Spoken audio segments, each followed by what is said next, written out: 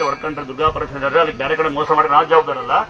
ಯಾರೇ ಆಗಲಿ ನಿಮ್ಮ ಮನೆ ಬಾಗಿಲಿಗಾಗಲಿ, ನಿಮ್ಮ ಇನ್ಸ್ಟಾಗ್ರಾಮ್ ಫೇಸ್ಬುಕ್ ಅಲ್ಲಾಗಲಿ, ನಿಮ್ಮ ಮೊಬೈಲಾಗಲಿ ನಿಮ್ಮ ಚೀಟಿ ತಗೊಂಡ್ಬಂದು ಮನೆ ಬಾಗಿಲಿಗೆ ಬರಲಿ, ₹1 ದುಡ್ಡು ಯಾರು ಕೊಡ್ಕೊಡೋದು. ದುರ್ಗಾ ಸ್ಥಳ ಅಂತ ಹೆಸರು. ದುರ್ಗಾ ಸ್ಥಳ ಅಂದ್ರೆ ದುರ್ಗಮ್ಮ ಗಂಗಮ್ಮ ನೆಲೆ ದುರ್ಗಾ ಸ್ಥಳ ಅಂತ ಕರೀತಾರೆ. ಯಾರಾದ್ರೂ ಬಂದು ನಿಮಗೆ ಯಾಮಾರ್ತೀರಿ, ನೀವು ಯಾಮಾರಿ ಅದಕ್ಕೆ ನಾವು ಕಾರಣಕರ್ತರಾಗಿರಲ್ಲ. ಇಲ್ಲಿ ದುರ್ಗಾ ಸ್ಥಳದಲ್ಲಿ ನನ್ನ ತಮ್ಮಂದ್ರಲ್ಲ, ನಾನ್ ಬಂದ್ರೆ ₹1 ಕೊಟ್ಬಿಡಿ. ನಾವೆಲ್ಲೇ ಒಂದು ಟೋಲಗೂ ಫ್ರೀ ಬರಲ್ಲ, ನಿಮ್ಗೆ ಗೊತ್ತಿರುತ್ತೆ. ಅದೇ ಟೋಲಗೂ ನಾವು ಫ್ರೀ ಬರಲ್ಲ. ನಮ್ಮ ಕೆಲಸ ನಾವು ಮಾಡ್ಕೊಂತೀವಿ, ನಾವೇ ಡ್ರೈವರ್ಗಳು. ಇನ್ನ ತಮ್ಮೊಬ್ಬ ಬೆಳಗ್ಗೆ ನಿನ್ ಕಾರ್ ಯಾವ್ದಾನ ಅಂದ ನೋಡ್ಕೊಂಡು, ತಮ್ಮ ಅಲ್ಲಿ 7388 ಕಾರ್ ನೋಡ್ಕೊಂಡ್ಬಿಡಪ್ಪ, ಅದಾಗೆ ಬರೋದು ಆಯ್ತಾ. ದಯವಿಟ್ಟು ನೀವು, ನಿಮ್ಗೆ ವಿನಂತಿ ಇಷ್ಟೇ, ನಿಮ್ಮ ತಾಯಿ ತಂದಿಗೆ ಅನ್ನ ಹಾಕಿ 1ನೇ ಡಿಗ್ರಿ ಅಣ್ಣ ತಮ್ಮ ಜೊತೆ ಒಗ್ಗಟ್ಟಾಗಿರಿ. ಇದು 1ನೇ ಡಿಗ್ರಿ. ತಾಯಿ ತಂದೆ ಅನ್ನ ಹಾಕ್ಬೇಕು, ಅಣ್ಣ ತಮ್ಮ ಒಗ್ಗಟ್ಟಿರ್ಬೇಕು. 1 ಡಿಗ್ರಿ ಓದಿಸಿ.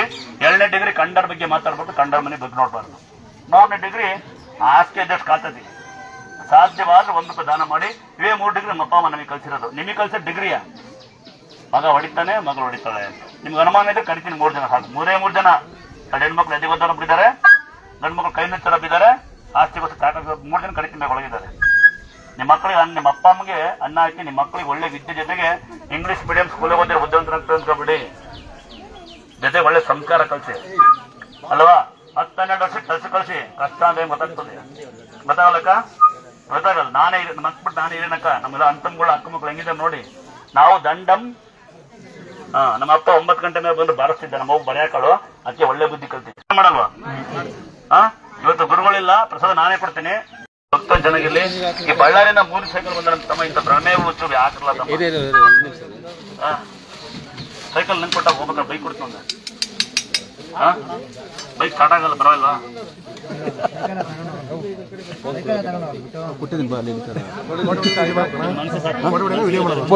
ರಾತ್ರಿ ಬಂದು ಇಲ್ಲಿ ಸೇವೆ ಮಾಡೋಣ ಅಂತ ಬಂದಿದ್ದೆ. ಸ್ವಾಮಿ ಬೆಳಗ್ಗೆ ಕಗರಿಸಿ ಹೊತ್ತು ಎಲ್ಲ ಇದು ಮಾಡೋಣ, ಗಣೇಶ್ವರಿಗೆ ಹೋಗ್ಬಿಟ್ಟು ಅಲ್ಲಿ ಸ್ವಾಮಿಗೆಲ್ಲ ಪೂಜೆ ಮಾಡಿಸಿ ಬರ್ತಾ ಇದ್ದೆ. ಬರೋ ಜಾಗದಲ್ಲಿ ಸೈಕಲ್ ತಗೊಂಡು ಬರಬೇಕಾದ್ರೆ ಈ ಪರ್ಸ್ ಇದ್ದ ಕೆಳಗೆ ಬಿದ್ದೋಗ್ಬಿಟ್ಟಿತ್ತು. ಆಲ್ರೆಡಿ ಬಂದಿದ್ದೆ ನಾನು. ಬಂದಾದ್ಮೇಲೆ ಇಲ್ಲಿ ಕುಡಿಯೋಕ್ಕೆ ನೀರು ತಗೋಣ, ತೀರ್ಥ ಹಾಕ್ಸೋಣ ಅಂತೇಳಿ ಪರ್ಸ್ ತೆಗಿಯ ಪರ್ಸು ಸಿಗಲಿಲ್ಲ. ಹೋಗಿ ಮತ್ತೆ ಶನೇಶ್ವರ ಸ್ವಾಮಿ ಕೇಳಿದೆ. ಅಲ್ಲಿ ಸ್ವಾಮಿ ಹೇಳಿದ್ರು, ದುರ್ಗಾ ಪರಮೇಶ್ವರ ಬೇಡಿಕ ಸಿಕ್ತತೆ ಅಂತ. ಪರ್ಸ್ ಸಿಕ್ತು. ಅದ್ರೊಳಗೆ ಅಮ್ಮಗೆ ನಾನು ಓದ್ಸತಿ ಅಡಿಕೆ ಹೇಳಿದ್ದೆ, ದುಡ್ಡು ಇಟ್ಕೊಂಡಿದ್ದೆ. ದುಡ್ಡು ಇಟ್ಟಿದ್ದೆ, ಅದು ಅಮ್ಮಂದು ದುಡ್ಡು ಇಟ್ಟಿದ್ದೆ ಇದ್ರೊಳಗೆ. ನಾನು ಒಂಚೂರು ತಿಂಡಿ ಕಾಸಿಗೆ ದುಡ್ಡು ಇಟ್ಕೊಂಡಿದ್ದೆ. ತಿಂಡಿ ಕಾಸು ತಿಂದಿಲ್ಲ, ಅದು ಬಿಟ್ಬಿಟ್ಟಿದ್ದೀನಿ. ಅದು ಒಂದಿಲ್ಲ ಸರ್, ಇದು ಕೊಟ್ಟಿದ್ದಾರೆ. ಆ ಅಮ್ಮನೇ ಕರೆದು ಕೊಟ್ಟಿತ್ತು, ತಗ ಸಿಕ್ಕಿತ್ತು. ದಾರಿಲೇ ಬರ್ತಾ ಅಮ್ಮ.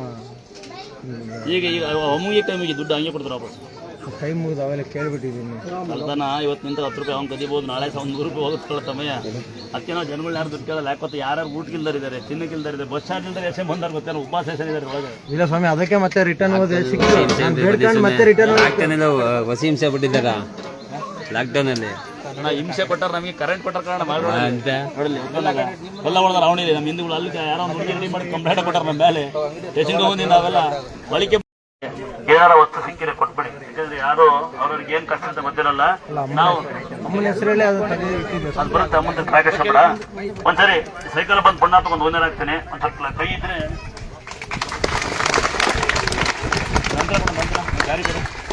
ನಂತರ ಸೀರೆ ಸೈಕಲ್ ಬರಬಾರ್ದಕ್ಕಂತ ಸೈಕಲ್ ನಡ್ಕಂತ ಬರೋಣ ಒಲೆ ಕೊಡ್ತೀನಿ ನಾನು. ಅವೆಲ್ಲ ಬೇಡ, ನಡ್ಕಂಬ ಸೈಕಲ್ ಹಬ್ಬ ಎಲ್ಲ ಏನಿಲ್ಲ, ಬಸ್ಸಿಗೆ ಬನ್ನಿ. ಕರೆಕ್ಟಾ? ನಿಮ್ಮ ತಾಯಿ ಹೆಂಡತಿ ಪ್ರೆಗ್ನೆಂಟ್ ಅಂತ ಅರ್ಕೆ ಮಾಡ್ಕೊಂಡಿದ್ದ ತಮ್ಮ. ಸರಿ, ಕೈಲಿ ಮೆಂತಿ ಕೊಡಿ, ನಿಮ್ಮ ತಾಯಿ ಕೊಡಿದನ್ನ ಅಂತರ. ಇನ್ನೊಂದ್ಸರಿ ಸೈಕಲ್ ಬರ್ಬೇಕಂತ ಅಂತರ. ಯಾವುದು ಹಣ ಬೇಡ ಆಯ್ತಾ. ಹೋಗ್ಬೇಕು, ಹೊಟ್ಟು ಊಟ ಮಾಡೋ. ಪೆಟ್ರೋಲ್ ಕಾಸು ಬೇಕಾ ಸೈಕಲ್ಗೆ? ನಾನು ಸಹಾಯ ಮಾಡ್ತೀನಿ, ಜಂಜರಿ ಮಾಡಲ್ಲ. ಅದೆಲ್ಲ ರೂಢಿ ಮಾಡ್ಕೊಂತಾರೆ, ಗೊತ್ತಿರುತ್ತೆ ನಿಮಗೆಲ್ಲ.